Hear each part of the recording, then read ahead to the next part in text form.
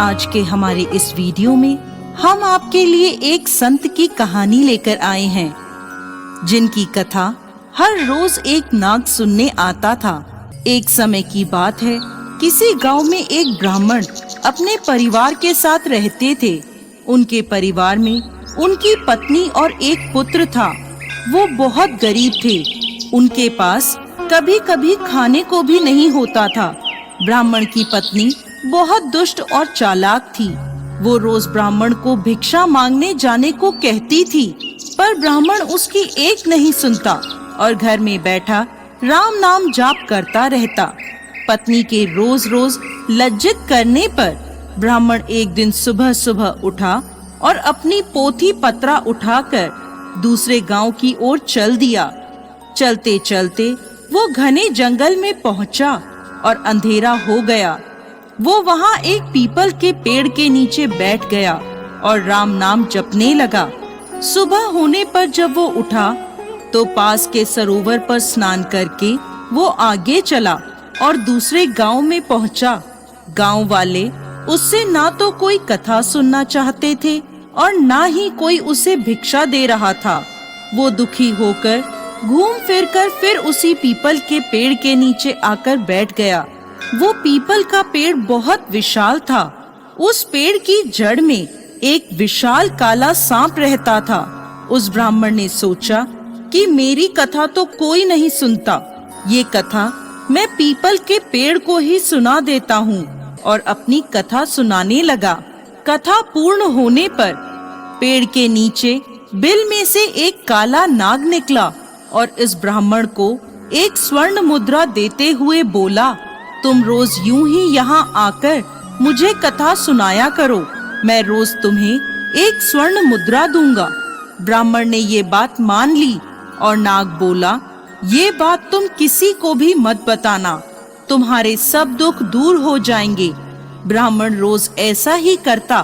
सुबह उठता, नहा धोकर अपनी पोथी पत्रा लेकर उस पीपल के नीचे पहुंच जाता और वहां बैठकर कथा सुनाता। कथा संपूर्ण होने पर नाग वहां आकर ब्राह्मण को एक मुद्रा भेंट करता। देखते ही देखते ब्राह्मण के खूब धन संपत्ति हो गई। पूरे गांव में ये चर्चा होने लगी कि ब्राह्मण के दिन कैसे बदल गए। ये जरूर कोई गलत काम करता है। ब्राह्मण के लोगों की बातों से कोई फर्क नहीं पड़ता था। वो नित्य अपना यही कार्य करता रहता था। एक दिन गांव की कुछ औरतें ब्राह्मणी के पास आईं और उससे पूछने लगीं कि आपके पति इतने धनवान कैसे हो गए? वो रोज कहाँ जाते हैं और रोज उनकी कथा कौन सुनता है? औरतों की बात सुनकर ब्राह्मणी के मन में शंका आ गई। उसने एक दिन अपने पति से पूछा कि आपको ये धन कहाँ से मिलता है, मुझे भी बताएं। ब्राह्मण बोला, तुम्हें इससे क्या मतलब है? ऐसा कहकर ब्राह्मण ने ब्राह्मणी की बात टाल दी। कुछ दिनों तक ब्राह्मण उसे टालता रहा, पर एक दिन ब्राह्मणी ने ब्राह्मण को मजबूर कर दिया। मजबूर होकर उसने अपनी पत्नी को नाग की सारी बात बता दी, जिस वजह से उसकी पत्नी के मन में लालच जाग गया और उसने ब्राह्मण के खाने में नशे की दवा मिलाकर उसे खिला दिया और अपने बेटे से बोली, बेटा तुम उस पीपल के पेड़ पर जाओ और उस नाग को मारकर उसकी सारी संपत्ति ले आओ। ब्राह्मण का लड़का ब्राह्मण का पोथी पत्रा लेकर वहां गया और पीपल के पेड़ के आगे बैठकर कथा सुनाने लगा।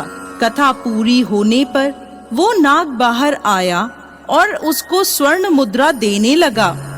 तभी ब्राह्मण के बेटे ने कुल्हाड़ी से नाग पर वार कर दिया, जिससे नाग की पूंछ कट गई और नाग ने पलटकर लड़के के पैर में डस लिया, जिससे लड़के की मौत हो गई। उधर जब ब्राह्मण उठा तो उसने देखा कि उसके पोथी पत्रा गायब हैं। वो समझ गया कि कुछ गड़बड़ है।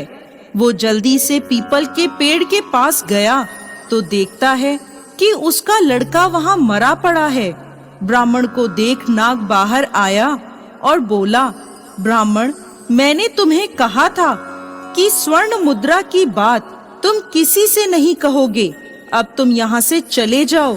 तुम्हें तुम्हारे पुत्र का दुख है तो मुझे मेरी पूंछ के कटने का दुख है। मैं तुम्हें श्राप देता हूँ कि तुम्हारी जो संपत्ति मेरे द्वारा बनी थी वो सब नष्ट हो जाएगी। ब्राह्मण सर पीट कर रह गया और रोता बिलखता अपने पुत्र का शव लेकर वहां से आ गया और अपनी पत्नी से बोला, देखा, तुम्हारे लालच की वजह से हमने अपना इकलौता पुत्र गवा दिया और हमारी सारी संपत्ति नष्ट हो गई। ब्राह्मणी भी रोती रही